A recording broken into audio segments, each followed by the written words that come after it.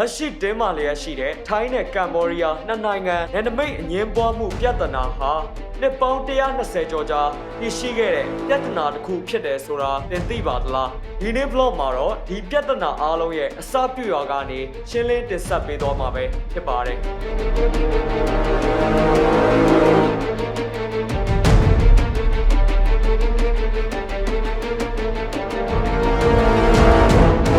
ကိုလိုနီရဲ့ Front Indochina လို့ခေါ်တဲ့သူတို့ရဲ့အရှေ့တောင်အာရှကိုလိုနီနယ်မြေချက်ထွင်မှုတွေထဲမှာဗီယက်နမ်၊လာအိုနဲ့ကမ္ဘောဒီးယားတို့ပါဝင်ခဲ့ပါတယ်။ခုနှစ်1904မှာတော့ပြင်သစ်ကိုလိုနီရဲ့ Indochina မြေပုံမှာပါဝင်တဲ့ကမ္ဘောဒီးယားရဲ့မြေပုံသတ်မှတ်ရေးဆွဲရာကစပြီးတော့အိမ်နီးချင်းနိုင်ငံဖြစ်တဲ့ထိုင်းနိုင်ငံနဲ့ရေမြေအငင်းပွားမှုတွေဖြစ်ပွားခဲ့တာပါ။ပြင်သစ်ကိုလိုနီရဲ့အုပ်ချုပ်မှုနဲ့ရေးဆွဲခဲ့တဲ့ Indochina မြေပုံကြောင့်နိုင်ငံနယ်စပ်တောင်တန်းဒေသမှာတည်ရှိတဲ့ပဟိဗီယာလို့ခေါ်တဲ့ဟိန္ဒူဘုရားကျောင်းကိုထိုင်းနဲ့ကမ္ဘောဒီးယားနှစ်ပေါင်း120ကျော်ကြာယနေ့အချိန်ထိ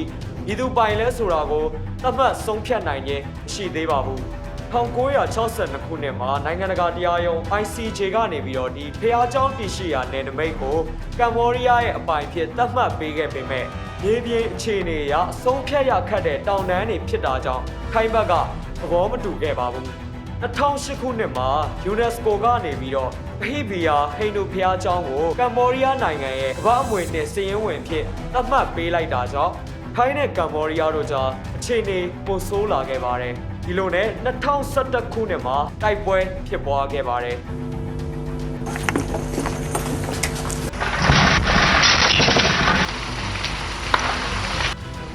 ဒီတိုက်ပွဲတွေနဲ့ပြစ်ခတ်မှုတွေကြောင့်တစ်ဖက်စစ်သားတွေအပါအဝင်အရပ်သား28ဦးသေဆုံးပြီးလူပေါင်း1000နဲ့ချီအိုးအိမ်စွန့်ခွာထွက်ပြေးကြရပါတယ်2025ခုနှစ်မေလ28ရက်မှာကမ္ဘောဒီးယားစစ်သားတွေနဲ့ထိုင်းစစ်သားတွေဟာကမ္ဘောဒီးယားမြောက်ပိုင်းထိုင်းအရှေ့မြောက်ဘက်နယ်စပ်ဒေသတွေမှာတစ်ဖက်ထိတွေ့ပြစ်ခတ်မှုတွေရှိခဲ့ပါတယ်20မိနစ်ကျော်ကြာမြင့်ခဲ့တဲ့ဒီပြစ်ခတ်မှုမှာထိုင်းဘက်ကအသေးအပြောက်မရှိပေမဲ့ကမ္ဘောဒီးယားစစ်သားတို့သေဆုံးသွားတာကြောင့်ဒီပြစ်ခတ်မှုဟာတကယ်စစ်စင်ရေးတစ်ခုလို့ထင်ရပါတယ်ဒီဖြစ်ရပ်တွေပြီးမှာတော့ကမ္ဘောဒီးယားဘက်ကဒီကိစ္စကို ICJ တရားရုံးမှာတရားဝင်ဖြေရှင်းပေးဖို့တောင်းဆိုခဲ့ပါတယ်။ထိုင်းအစိုးရကတော့ ICJ လိုမျိုးနိုင်ငံတကာတရားရုံးမှာမဖြေရှင်းပဲနှစ်နိုင်ငံသဘောတူညီမှုနဲ့သာဖြေရှင်းမယ်လို့စန့်ကျင်ဘက်ထုတ်ပြန်ခဲ့ပါတယ်။ဒီလိုနဲ့နယ်စပ်စစ်ပွဲနိုင်ငံရေးစန့်ကျင်မှုတွေနဲ့ထပ်မံတိုးပွားလာတဲ့ကာလတစ်ခုဖြစ်လာခဲ့ပါတယ်။ဇွန်လ3ရက်နေ့ကနေ9ရက်နေ့အတွင်းတော့နှစ်ဖက်ပစ်ခတ်မှုတိုက်ပွဲတစုံတရာမရှိပေမဲ့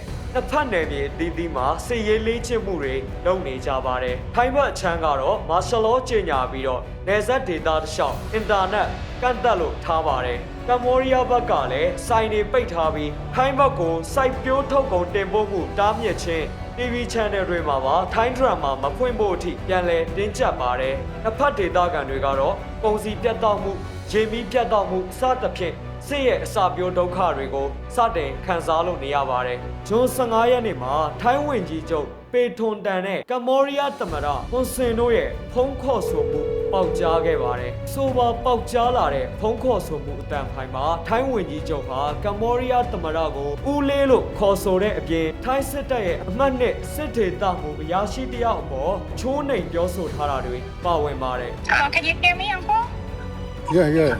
ก็ไม่อยากให้ท่านรู้สึก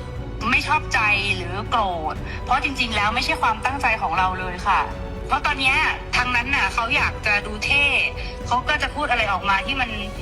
ไม่เป็นประโยชน์ต่อประเทศชาติค่ะแต่ว่าจริงๆที่เราต้องการเนี่ยคือต้องการความสงบสุขให้เกิดขึ้นเหมือนตอนก่อนที่จะปะทะกันตรงชายแดนนะคะប៉ុន្តែហើយថាឲ្យមានប្រកដីនៅតាមព្រំដែនប៉ុន្តែទីចុងបំផុតបែរជាខាងយោធាថៃនៅតែផ្កើនနောက်ထပ်အင်အားကြီးပါတီတစ်ခုဖြစ်တဲ့ခပ်ကူးကြိုင်ပါတီကလည်းဝန်ကြီးချုပ်ရဲ့ထိုင်းစစ်တပ်ကိုစော်ကားပြောဆိုတာတွေကြောင့်နိုင်ငံရဲ့ဂုဏ်သိက္ခာထိခိုက်ရတယ်ဆိုပြီးညွန်ပေါင်းအစိုးရအဖွဲ့ကနေနှုတ်ထွက်လို့သွားပါတယ်။နယ်စပ်တစ်လျှောက်မှာတိုက်ပွဲတွေမဖြစ်သေးပေမဲ့ထိုင်းနိုင်ငံရေးမှာတော့ရိုက်ခတ်မှုတွေရှိလာပါပြီ။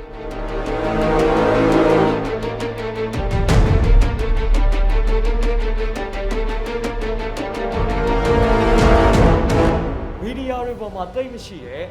ဘာဝဓာတ်ငွေ့နယ်မြေသတ်မှတ်မှုနဲ့နှစ်နိုင်ငံပင်လယ်ရေပိုင်နက်သတ်မှတ်မှုပြဿနာကလည်းငင်းပွားဆဲတင်းမာမှုတစ်ခုဖြစ်နေရှိနေပါသေးတယ်ဒီလိုငင်းပွားမှုတွေဖြစ်ပွားနေရတဲ့ပြဿနာကတော့နှစ်နိုင်ငံရေပိုင်နက်အတွင်းမှာတည်ရှိတဲ့ဘီလီယံချီတန်ကြေးရှိတဲ့ဘာဝဓာတ်ငွေ့တိုက်ကြီးကြောင့်ပဲဖြစ်ပါတယ် American စွမ်းအင်ကုမ္ပဏီတစ်ခုဖြစ်တဲ့ Chevron ကကမ္ဘောဒီးယားရေပိုင်နက်အတွင်းမှာဝင်ရောက်ဖို့စတင်ကြိုးစားခဲ့ပေမဲ့နိုင်ငံရေးမတိမ်ချမှုတွေကြောင့်မအောင်မြင်ခဲ့တဲ့တာရကတွေလည်းရှိပါတယ်။နယ်နိမိတ်သတ်မှတ်မှုနဲ့တဘာဝအရင်းမြစ်ပေါ်မှာဓာတ်ရိုက်မပါဝင်ပေမဲ့အခြေအနေကိုတိတ်တဆိတ်စောင့်ကြည့်နေသူတဦးကတော့ American ဖြစ်ပြီးတော့စီးရေးပူးပေါင်းမှုနဲ့စွမ်းအင်လုံခြုံရေးဆိုင်ရာကဏ္ဍတွေမှာပါဝင်ပတ်သက်လို့နေပါတယ်။မျက်စိနဲ့မမြင်နိုင်တဲ့စီးပွားရေးနဲ့အာဏာလှုပ်ရှားမှုတွေက